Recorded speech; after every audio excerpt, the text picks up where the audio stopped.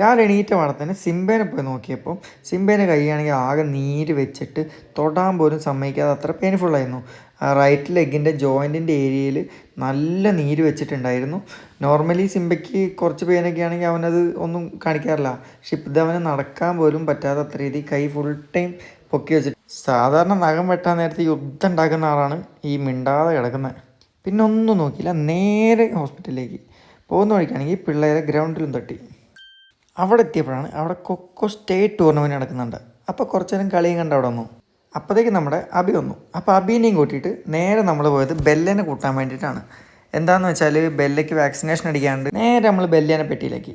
എന്തായാലും ഒരു വഴിക്ക് പോകല്ലേ, അപ്പോൾ പിന്നെ ബെല്ലയ്ക്ക് വാക്സിനേഷൻ കൂടി അടിച്ചാൽ രണ്ട് കാര്യം ഒരുമിച്ച് നടക്കുമല്ലോ എന്ന് വെച്ചു. നമ്മൾ നേരെ പോയത് ബത്തേരി വെറ്റിനറി ഹോസ്പിറ്റലിലേക്കായിരുന്നു.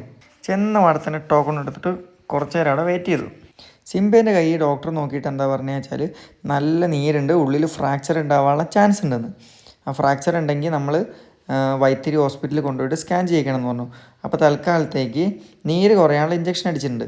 എല്ല് പൊട്ടാനുള്ള ചാൻസസ് ആണ് കൂടുതലെന്ന് പറഞ്ഞു. കാരണം അത്രയധികം നീരും ഉണ്ടായിരുന്നു, അവനാണെങ്കിൽ അത്രയും പെയിൻ ഉണ്ടായിരുന്നു. അവിടെ നമ്മൾ നേരെ പോയി നോക്കിയപ്പോഴത്തേക്കും ബെല്ല കൂട്ടിലാകെ അപ്പിട്ട് വെച്ചിട്ടുണ്ടായിരുന്നു.